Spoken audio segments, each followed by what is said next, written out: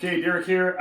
Lisa and I are going through, and we're kind of 3S'ing our closet, going through some stuff here in the office, and we came across a bunch of trophies, and we were having a tough time deciding what to do with them, and I came up with the idea is, you know what, to anybody else besides myself, this doesn't mean anything, and so someday, at some point, somebody will look at that and go, what does that mean? And so here's the story behind this one. This one right here is for the 1987 Plymouth Troubleshooting Contest. And so is what that was is back when I was a teenager and into cars and looking hot like that and driving a big truck in high school, 1987.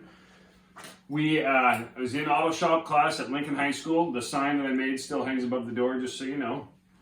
And every year at that time, Plymouth had a troubleshooting contest. And so as a school, we went, I think it was me, Jim Cunningham, and I think one other guy went, and we took a written test. So any program in the state of California could participate, and we went and took the written test. Our teacher, Rick Fields, did a great job of coaching on us, what they're looking for. He'd been a year before, I think they had been. And so we studied and we practiced and learned what to do. And that we were pretty good. We were smart kids at car stuff at that time. Anyways, in Northern California, we placed, Jimmy and I did, in the top 10 in California of people that took that test and got to go to the hands-on portion. And so the hands-on portion of the Plymouth Troubleshooting Contest, we got, they had 10 identical, I believe they were Dodge Shadows, something that looked kind of like this. They were Plymouth Shadow. I don't even see that. I'll put a picture in there. But and is what they had is they had multiple faults in the car. And so we had to fix several items. We did awesome. We were one of the first people to get the car running. The car wouldn't run, and then there was, I think with ours, the car wouldn't run. There was 3 things we needed to check on the car to get the car running, and the windshield wipers wouldn't work. And we did excellent on getting the car running. We had it, I think we were in in under 10 minutes, we had the car started and running and ready to go. We had an hour and a half to complete the task.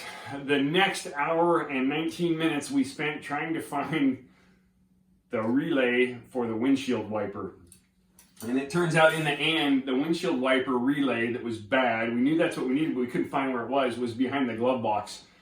And for an hour, we walked around that car, and what's funny is I can remember this to this day. I can see Rick Fields standing behind us, and we're looking at him, and he's going like this, and opening and closing and slamming the glove box and doing the whole thing, kind of pantomiming. It's in there, it's in the glove box.